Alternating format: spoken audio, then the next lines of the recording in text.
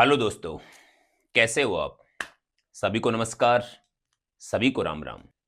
आज अपन लेकर आए हैं अपना नया topic, Newton's law of motion, गति के नियम। बिल्कुल, आज अपन इस यूनिट में आए हुए उन सवालों की बात करने वाले हैं जो आरपीएससी ने ग्रेड फर्स्ट के एग्जाम में पूछा है। और ये सवाल आप सबके लिए बहुत इंपॉर्टेंट होंगे, फिर चाहे आप ग्रेड फर्स्ट के स्टूडेंट हो, ग्रेड सेकंड के स्टूडेंट हो, या फिर आप नीट और जेई के स्टूडेंट हो। न्यूटन्स लॉ ऑफ मोशन पर पूछे गए ये सवाल वाकई में रामबाण है और बहुत बढ़िया सवाल है। तो आप इन सवालों को बहुत गौर से, बहुत तसल्ली से और कंसंट्रेशन के साथ बाकायदा रजिस्टर और पेन हाथ में ले लीजिए। इन सवालों को आप नोट भी करिए। ठीक, आओ मेरे साथ। देखो, पहला सवाल कुछ ऐसा है। यह सवाल कथन और कारण पर आधारित है। यहां सवाल लिखा गया है, सवाल को एक बार आप आराम से पढ़ लीजिए, फिर इसका अपन जवाब देखते हैं। सवाल मैं खुद भी पढ़ता हूं, मैं खुद भी पढ़ूंगा, लेकिन कोशिश क्या करो कि जैसे ही सवाल सामने आए स्क्रीन को रोका करो, वीडियो को रोका करो और सवाल को आराम से खुद पढ़ने की कोशिश करो, खुद समझने की कोशिश करो। उसके बाद में अपन मिलकर के सॉल्व करें तो वाकई में वो हमारे लिए कुछ ज्यादा आसान होगा, समझने में आसानी होगी। चलो आओ, देखो ये सवाल है, निम्न कथनों पर विचार कीजिए। यहां एक कथन दिया गया है, एक कारण दिया गया है। कथन कारण वाले ये सवाल हैं।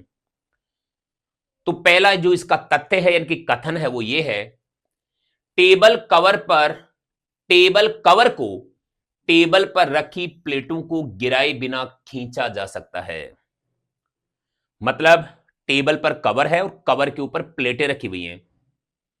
अब प्लेटों को गिराए बिना ही इस कवर को हटाया जा सकता है। पहला कुछ कथन तो ये है, बाद में बात करते हैं, पहले अपन सवाल पढ़ते हैं। इसका कारण कह रहा है, प्रत्येक क्रिया की समान व विपरीत प्रतिक्रिया होती है। और उपरोक्त कथनों में से फिर ये ऑप्शन है, पहला है ए सत्य है जबकि आर असत्य है, मतलब गलत है। ए गलत है, आर सही है। ए और आर दोनों ही सत्य हैं, आर ए की सही व्याख्या करता है। ए और आर दोनों सत्य हैं परंतु आर ए की सही व्याख्या नहीं करता। तो सुनिए, जो पहला कथन है ना, वो है गति के पहले नियम पर आधारित। यानी कि गति का पहला नियम मतलब जड़त्व के नियम पर आधारित है। और जड़त्व का नियम भी कौन सा? स्थिरता का जड़त्व का नियम, यानी कि इनर्शिया ऑफ रेस्ट। अगर कोई बॉडी रेस्ट में है तो वो रेस्ट में ही रहना चाहेगी जब तक कि उस पर कोई बाह्य बल कार्य ना करे। तो ऐसा हो सकता है बिल्कुल कि आप टेबल कवर को हटाओ और कवर के ऊपर वो रखी हुई प्लेटें वास्तव में नीचे नहीं गिरेंगी। इसके लिए आपको कवर को अचानक हटाना होगा। तो वो जो ऊपर टेबल है, टेबल के ऊपर जो प्लेटें हैं, वो प्लेटें रेस्ट में हैं, रेस्ट में ही बने रहना चाहेंगी। और आपने पर्दा हटा लिया, कवर हटा लिया, जो प्लेटें हैं वो अपनी जगह ही बनी रहेंगी स्थिरता के जड़त्व के नियम अनुसार। ठीक, कारण क्या है? प्रत्येक क्रिया की समान व विपरीत प्रतिक्रिया होती है। भाई हां, ये कथन तो सही है, आर बात तो सही है, पर ये गति के तीसरे नियम को बताता है। क्रिया प्रतिक्रिया नियम गति के तीसरे नियम पर आधारित है, या गति का तीसरा नियम क्रिया प्रतिक्रिया का नियम है। तो कथन दोनों सही हैं। ये जो कारण दिया गया है ये बात तो सही है, स्टेटमेंट तो सही है, लेकिन ए की ये सही व्याख्या नहीं करता। तो हमारा सही आंसर कौन सा होगा? डी वाला। ए और आर दोनों सत्य हैं परंतु आर ए की सही व्याख्या नहीं करता। ठीक है, यानी कि पहला पॉइंट जो है वो गति के पहले नियम पर आधारित है, स्थिरता के जड़त्व के नियम पर आधारित है। जबकि जो दूसरा स्टेटमेंट है वो गति के तीसरे नियम क्रिया प्रतिक्रिया नियम पर आधारित है, जो वास्तव में पहले स्टेटमेंट की सही व्याख्या नहीं करता। हालांकि स्टेटमेंट दोनों ही सही हैं। ठीक है, उम्मीद करता हूं बात समझ में आई होगी। और फिर बात करते हैं। और इस सवाल को देखिए, ये कहता है फर्स्ट व सेकंड आदर्श स्प्रिंग तुला के पाठ्यांक होंगे क्रम से, यानी कि इसका पाठ्यांक पूछ लिया और इसका पाठ्यांक पूछ लिया। भाई यहां स्प्रिंग आदर्श स्प्रिंग है, आदर्श स्प्रिंग वो जिसका खुद का कोई मास नहीं होता, यूं समझो। और स्प्रिंग में भी क्रिया प्रतिक्रिया नियम का पालन होता है, और क्रिया प्रतिक्रिया नियम के अनुसार वास्तव में इसका पाठ्यांक और इसका पाठ्यांक यानी कि दोनों स्प्रिंगों का पाठ्यांक बराबर होता है, और उसकी वैल्यू वास्तव में जो यहां ये जो भार आप लटका रहे हो W इक्वल टू mg होता है न्यूटन में। तो अगर ये न्यूटन में पूछता ना तो m की वैल्यू 4 किलोग्राम, g की वैल्यू 10 ले लीजिए, वास्तव में कितना 40 न्यूटन। इसका पाठ्यांक भी 40 न्यूटन होता, इसका पाठ्यांक भी 40 न्यूटन होता, पर ये वास्तव में केजी के रूप में दे रखा है, तो इसका पाठ्यांक केजी में वही 4 केजी और ये भी 4 केजी। तो इसका सही आंसर कौन सा होगा? ये होगा। एक लाइन में जवाब दो तो क्रिया प्रतिक्रिया नियम के अनुसार। अगर यहां डोरी भी होती तो डोरी में तनाव भी पूछता तो उस तनाव का मान भी 40 न्यूटन ही होता। और बातें अपन धीरे धीरे करेंगे, आगे करेंगे, कोई टॉपिक स्टार्ट होगा तो करेंगे। आज अपन केवल सवालों की बात करें। भैया इस प्रकार के सवाल पूछे गए हैं और इनके जो आंसर है वो आपके सामने है। ठीक है, यही जवाब हमें 40 न्यूटन के रूप में भी दे सकता था वो। अगर न्यूटन में है तो 40, केजी में है तो 4 किलोग्राम। आगे बढ़िए सर। हां, ये सवाल देखिए, एक 150 ग्राम द्रव्यमान की गेंद, गेंद का द्रव्यमान दे दिया गया है, अहम द्रव्यमान की गेंद 40 मीटर प्रति सेकंड के वेग से, यानी कि वेग का मान दे दिया 40 मीटर प्रति सेकंड, लकड़ी के बल्ले से टकराकर उसी से विपरीत दिशा में लौट जाती है, यानी कि इसी चाल से वो विपरीत दिशा में लौट जाती है। सवाल में अगर कुछ मिसिंग भी हो तो आप चिंता ना करें, मैं पूरा करूंगा, समझा दूंगा आराम से। एम द्रव्यमान की गोली है, वी वेग से वो चलती है, लकड़ी के बल्ले से टकराती है और उसी चाल से वो विपरीत दिशा में चली जाती है। बल्ले और गेंद के बीच में जो कांटेक्ट टाइम है, संपर्क समय है, वो 15 मिली सेकेंड है। ये एमएस का मतलब है मिली सेकेंड। तो गेंद पर लगने वाले बल का औसत मान क्या होगा? गेंद पर आरोपित बल का मान क्या होगा? ऑप्शन आपके सामने कुछ ऐसा है। यह सवाल गति के दूसरे नियम पर आधारित है, और गति का दूसरा नियम क्या कहता है? आरोपित बल बराबर संवेग में परिवर्तन की दर। आप मैग्नीट्यूड की ही बात करिए, संवेग में परिवर्तन भी आप मैग्नीट्यूड के रूप में ही लीजिए, क्योंकि यहां आंसर भी मैग्नीट्यूड में ही है। ओके, तो सर इसे हम कैसे सोल्व करेंगे? ध्यान दीजिए, ये बल्ला है, एम द्रव्यमान की ये गेंद आती है, वी वेग से आती है और टकरा करके इतनी ही चाल से वापस लौट जाती है, पर वास्तव में ध्यान दीजिए वेग का मान माइनस में वी वेक्टर हो जाएगा, और ये वी वेक्टर है। ध्यान दीजिए, आते समय गेंद का वेग अगर आप वी वेक्टर लेते हो तो लौट कर जाते समय आपको वेग, वेलोसिटी जो वेक्टर क्वांटिटी है, माइनस में वी वेक्टर लेनी होगी। तो यहां वेग में परिवर्तन 0 नहीं होगा, 2v होगा मैग्नीट्यूड में। संवेग में परिवर्तन 0 नहीं होगा बल्कि 2mv होगा। बाद का संवेग माइनस पहले का संवेग, आप सोल्व करके देख लेना। बाद का संवेग कितना लोगे? माइनस में mv, फिर माइनस पहले का संवेग कितना? mv। जब आप सोल्व करोगे तो ये माइनस में 2mv होगा। ओ भाई, माइनस तो डायरेक्शन को बताता है, यूं समझो, और ये मैग्नीट्यूड को बताता है। उम्मीद करता हूं कि बात समझ में आई होगी, क्योंकि टॉपिक तो सर हमारा पहले का पढ़ा हुआ होना जरूरी है। मैं टॉपिक नहीं पढ़ा रहा हूं, मैं थ्योरी नहीं पढ़ा रहा हूं, मैं तो उन सवालों की बात कर रहा हूं जो एग्जामिनर ने, आरपीएससी ने ग्रेड फर्स्ट के पेपर में पूछा है। और ये सवाल इतना मुश्किल नहीं है, एक लाइन का सवाल है, चुटकियों में होने वाला सवाल है। हमें पहले से पता होना चाहिए कि वास्तव में F बराबर delta P upon delta T है। मतलब अगर मैं अभी स्टार्ट करूं तो इसका आंसर देखो, F बराबर dP अपॉन dt, F बराबर यहां dP 0 नहीं होगा तो फिर 2mv होगा और ये संपर्क समय डेल्टा टी। आओ 2 है, द्रव्यमान कितना दे दिया 150 ग्राम, 150 ग्राम किलोग्राम में चेंज करो तो m की वैल्यू आ गई 150 गुणा 10 की पावर -3 किलोग्राम। तो 150 गुणा 10 की पावर -3 किलोग्राम। अच्छा, वेलोसिटी कितनी है 40 मीटर पर सेकंड और ये संपर्क समय कितना है 15 मिली सेकंड। इसको सेकंड में चेंज करो तो 15 गुणा 10 की पावर -3, इससे ये चला गया 15 से भाई साहब 150 यानी कि 10 रहा। यकीन करिए जो F आएगा ये 2 है, ये 10 है और ये 40 है। भाई 2 गुणा 10 गुणा 40 बराबर लगता है मुझे 800 न्यूटन आएगा और इसका आंसर वास्तव में चौथा होगा। मतलब चुटकी में होने वाला सवाल था। तो सर इतना टाइम कैसे लगा? समझाना पड़ा कि यहां संवेग में परिवर्तन जीरो नहीं है, वेग में परिवर्तन जीरो नहीं है, हां चाल में परिवर्तन जीरो है, क्योंकि चाल स्केलर क्वांटिटी है। तो उसकी पहले जो चाल थी ना वो 40 मीटर पर सेकंड, बाद की चाल भी 40 मीटर पर सेकंड। यहां पूछता चाल में कितना परिवर्तन, जीरो। तो वेग में कितना परिवर्तन, तो जीरो नहीं करना है, तो फिर 80 मीटर प्रति सेकंड। संवेग में परिवर्तन जीरो नहीं करना है, 2mv करना है। और अगर ये बात हमें पहले से पता होती तो चुटकियों में सवाल हो जाता।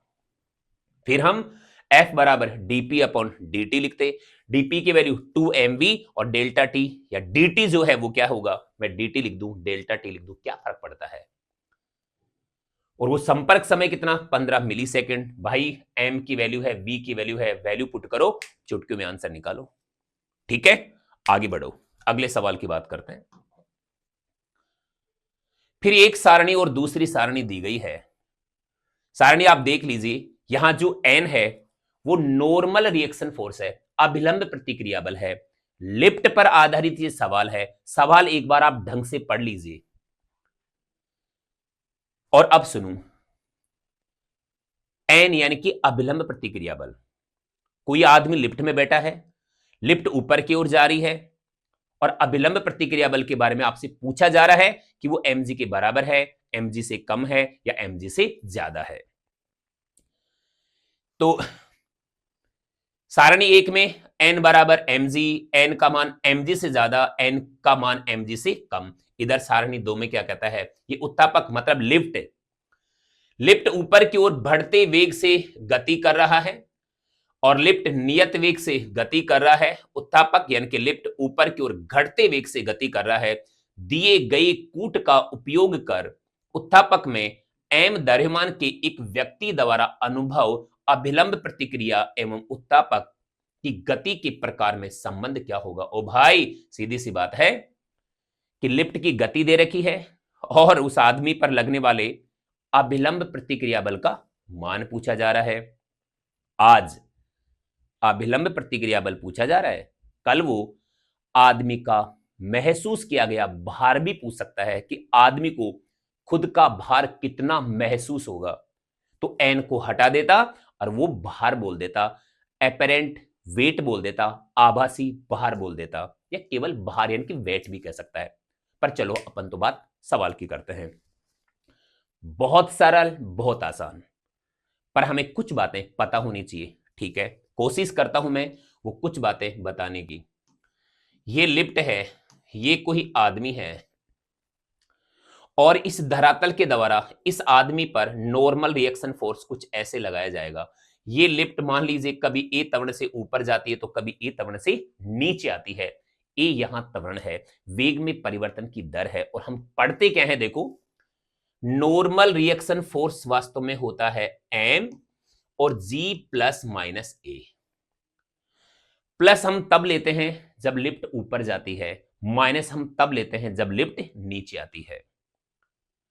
यहां लिफ्ट के ऊपर जाने की कहानी कह रहा है तो हम क्या लेंगे, प्लस लेंगे। अब आप आराम से सुनिए, मैं इस पहले पॉइंट की बात करता हूं। उत्थापक ऊपर की ओर बढ़ते वेग से गति कर रहा है, वेग लगातार बढ़ रहा है मतलब गति त्वरित है। ठीक, यहां n इक्वल टू होगा m g प्लस ए, ऊपर की ओर जा रही है तो हम प्लस लगाएंगे, बिल्कुल। और यहां बढ़ते वेग से जाने का मतलब है कि ये ए पॉजिटिव ही है। तो आज इसके लिए हम कह सकते हैं कि एन ज्यादा होगा किससे, एमजी से। तो फर्स्ट वाला बी से मेल खाएगा। चलो सेकंड वाले की बात करता हूं, भाई आप हट जाइए। सेकंड की बात करो, नियत वेग से गति कर रही है। यार जब वेग का मान कांस्टेंट होगा तो त्वरण की वैल्यू 0 होगी। ऐसे केस में n बराबर m और g प्लस माइनस ए की वैल्यू 0 है तो n की वैल्यू mg के बराबर होगी। और सुनो, यहां चाहे लिफ्ट ऊपर जाए चाहे लिफ्ट नीचे आए, अभिलंब प्रतिक्रिया बल n की वैल्यू mg की ही बराबर होगी। पर कंडीशन क्या होनी चाहिए, वेलोसिटी कांस्टेंट होनी चाहिए। क्योंकि वेलोसिटी कांस्टेंट होगी तो त्वरण 0 होगा। फिर चाहे वो ऊपर जाए चाहे वो नीचे आए, चाहे प्लस लो चाहे माइनस लो, क्या फर्क पड़ता है। तो कांस्टेंट वेलोसिटी वाले केस में अभिलंब प्रतिक्रिया बल की जो वैल्यू होगी वो mg के बराबर होगी। इस सवाल में जब हमें कभी ये पूछे कि आदमी का भार कितना होगा तो mg होगा। लिफ्ट ए त्वरण से ऊपर जाए तब अपन आदमी का भार ये लेते हैं। खैर भार की बात अपन क्यों करें, अभिलंब प्रतिक्रिया बल की बात कर रहा है। और मैं बता दूं फिर भी रुका नहीं जाता भाई यार। जो हमारे ऊपर प्रतिक्रिया बल लगता है ना, वही हमारा भार होता है, वही हम भार के रूप में महसूस करते हैं। अभिलंब प्रतिक्रिया बल ज्यादा तो हम ज्यादा भार महसूस करते हैं, अभिलंब प्रतिक्रिया बल कम तो हम भार कम महसूस करते हैं, अभिलंब प्रतिक्रिया बल 0 तो हम भार 0 महसूस करते हैं। हमें हमारा भार महसूस नहीं होता। ऐसी कंडीशन को वेटलेस कंडीशन यानी कि भारहीनता की अवस्था कहते हैं। हाँ बिल्कुल, अगर लिफ्ट की डोरी टूट जाए, ऐसे केस में हमारे ऊपर किसी प्रकार का कोई प्रतिक्रिया बल नहीं लगता, नॉर्मल रिएक्शन फोर्स 0 हो जाता है, तो हमारा एपेरेंट वेट भी 0 हो जाता है, आभासी भार भी 0 हो जाता है, हमारे द्वारा महसूस किया गया भार भी 0 हो जाता है। इसे अपन भारहीनता की स्थिति कहते हैं। चलो ठीक है, पहले एक सवाल की बात कर ले एक बार। तीसरा पॉइंट, उत्थापक ऊपर की ओर घटते वेग से गति कर रहा है। यानी कि जो लिफ्ट है ऊपर की ओर, गति तो ऊपर की ओर कर रहा है लेकिन आज वेलोसिटी कम हो रही है। ध्यान देना, वेलोसिटी कम हो रही है यानी कि गति मंदित हो रही है, यानी कि त्वरण नेगेटिव हो रहा है। तो सुनना, इसकी अगर मैं बात करूं यार, n इक्वल टू लेना तो हमें वही है mg और प्लस a, लेना तो यही है क्योंकि ऊपर की ओर गति करने के लिए हमने तो रट रखा है ऊपर की ओर गति करता है तो यह प्लस आएगा। लेकिन गति कम हो रही है, गति कम हो रही है यानी कि वेग का मान कम है, घटते वेग से। ऐसी कंडीशन में जो a की वैल्यू आएगी वो नेगेटिव आएगी। ओ भाई यहां a की वैल्यू आप माइनस में a बोल दो यार। तो फिर आज पता है क्या होगा, n इक्वल टू m और g माइनस a होगा। और ऐसे केस में n की वैल्यू mg से कम होगी, n की वैल्यू mg से कम होगी। तो पता है क्या होगा, पहले वाला b से मेल खाएगा, बी वाला दूसरे वाला ए से मेल खाएगा और तीसरे वाला तीसरे से मेल खाएगा। देख लीजिए, ए की मैं बात करूं तो सेकंड से मेल खा रहा है, सेकंड से मेल खा रहा है। बी की बात करूं पहले के बराबर है, सी की बात करूं तीसरे से मेल खा रहा है, मैच हो रहा है। ठीक, उम्मीद करता हूं बात समझ में आई होगी। बहुत सरल, बहुत ही आसान। अब आगे बढ़िए, देखो इस सवाल को आप तसल्ली से आराम से पढ़ लीजिए, शुद्ध हिंदी में लिखा हुआ सवाल है, फिर अपन मिलकर के सॉल्व करते हैं। तो देखो सवाल क्या कह रहा है, सवाल कहता है ऊर्ध्वाधर दागने को तैयार एक रॉकेट का वजन 50 किलोग्राम है और इसमें 450 किलोग्राम ईंधन है। इसका अधिकतम रेचन वेग 5 किलोमीटर प्रति सेकंड हो सकता है। रेचन वेग मतलब एग्जॉस्ट स्पीड, मतलब गैसों की चाल। ईंधन की खपत की न्यूनतम दर कितनी होनी चाहिए ताकि प्रमोचन मंच से इसे उत्थापित मात्र कर सके, मतलब इसे ठीक ऊपर उठाया जा सके, मतलब उछाल बल इतना लगे कि इसके भार को बैलेंस कर सके। आओ देखो यहां फॉर्मूला क्या पढ़ते हैं। तो एक तो देखो अपन को फॉर्मूला पता होना चाहिए कि रॉकेट वाले केस में रॉकेट को जब लॉन्च करते हैं ऐसे वाले केस में फॉर्मूला क्या होना चाहिए? जो अप थ्रस्ट फोर्स होता है, थ्रस्ट फोर्स होता है, उत्थापक बल होता है, उछाल बल होता है, उसकी वैल्यू क्या होती है? उसकी वैल्यू है F इक्वल टू माइनस में U और dm अपॉन dt। ये है गैसों की चाल या गैसों का वेग, एग्जॉस्ट वेलोसिटी। ये है ईंधन की जलने की दर और ये F होता है जो अप थ्रस्ट फोर्स बनता है वो। माइनस क्यों आया? अप थ्रस्ट फोर्स ऊपर लगेगा जबकि गैसों की चाल नीचे है। पर अगर मैं मैग्नीट्यूड की बात करूं तो हमें माइनस लेने की जरूरत है ही नहीं। आज यहां F का मान कितना होना चाहिए, यानी कि ऊपर की ओर लगने वाला जो उछाल बल है वो कितना होना चाहिए? बस इसे मात्र ऊपर उठा सके, मतलब इसके भार को बैलेंस कर सके, उसको त्वरित गति करे ये जरूरी नहीं है। तो भार यानी कि वेट को बैलेंस करे, मतलब इसकी वैल्यू किसके इक्वल होनी चाहिए? भार यानी कि वेट के इक्वल, यानी कि mg के इक्वल। लेकिन m क्या लेना है? Sigma m। और ये g इक्वल टू u, ये dm अपॉन dt। बस इक्वेशन नंबर 1 आंसर आ गया हमारा। हाँ आंसर आ गया भाई।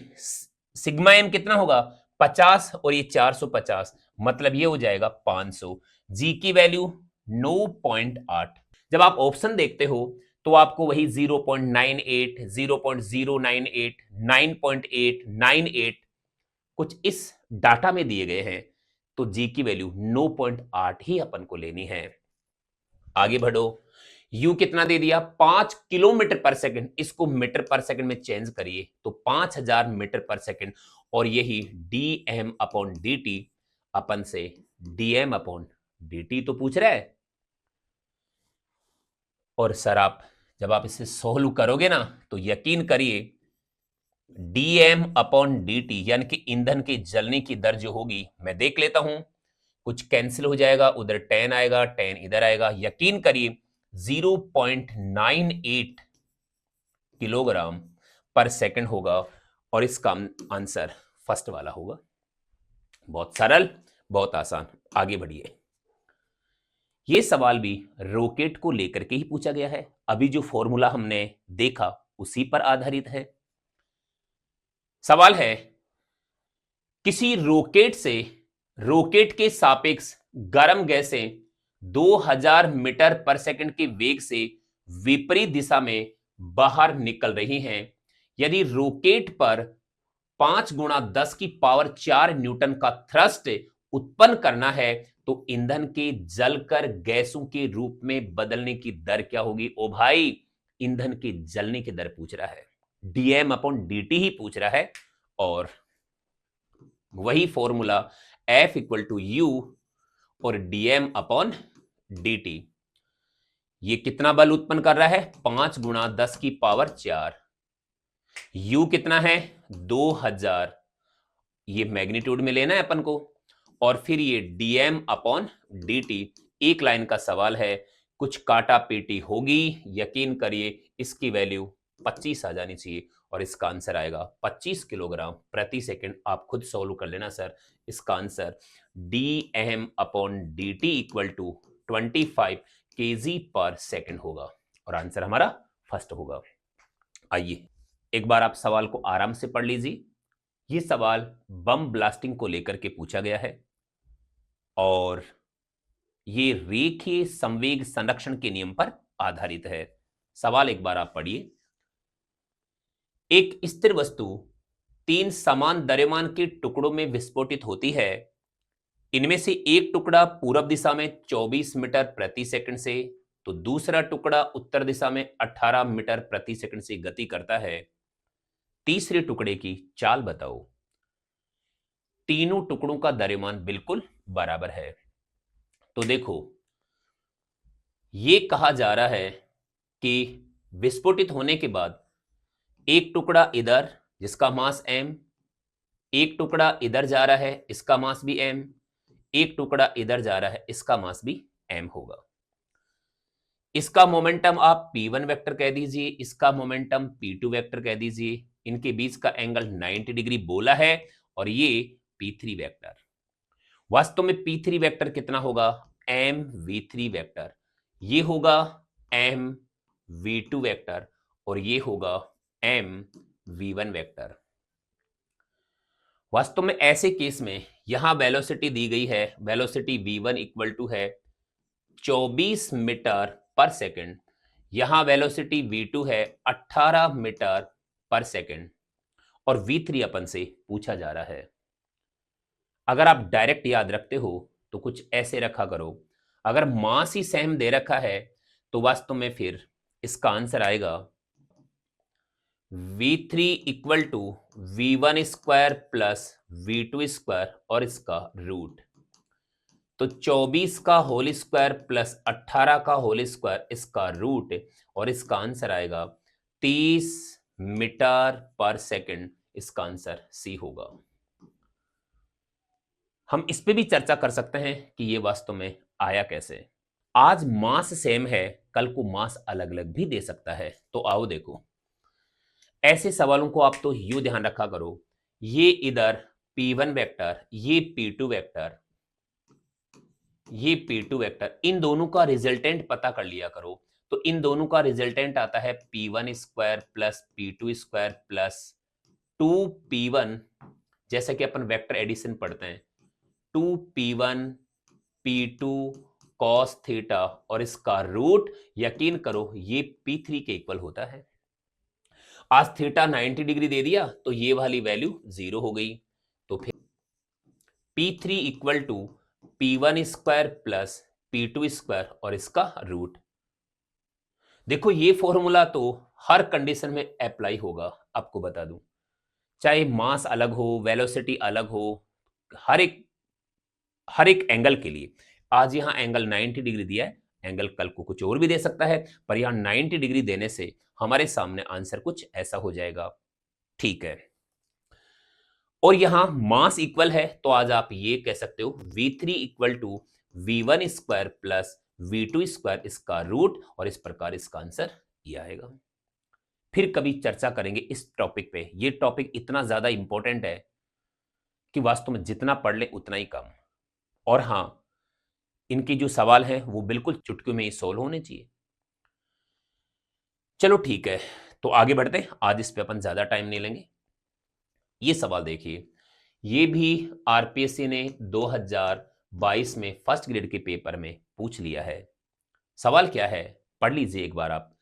3 ब्लॉक एक्स वाई जेड एक मेज पर रेस्ट में है, एक मेज पर विराम अवस्था में है।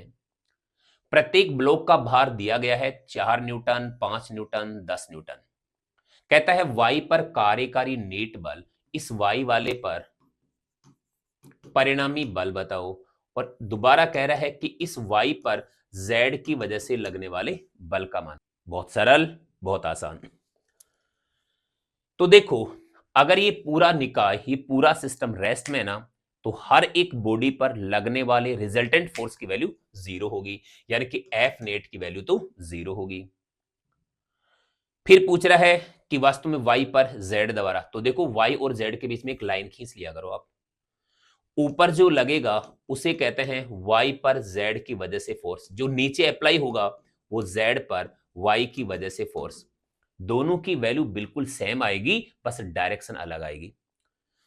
यानी कि वाई पर जो फोर्स लगेगा वो ऊपर, तो जेड पर जो फोर्स लगेगा वो नीचे। जितना ऊपर उतना ही नीचे, क्रिया प्रतिक्रिया नियम के अनुसार।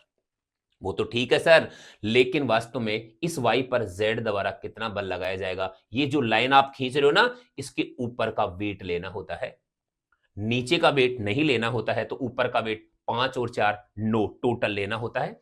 तो ये होगा 9 न्यूटन ऊपर की ओर, ये होगा 9 न्यूटन नीचे की ओर। अच्छा, ये क्या है, जेड पर वाई की वजह से, ये क्या है, वाई पर जेड की वजह से।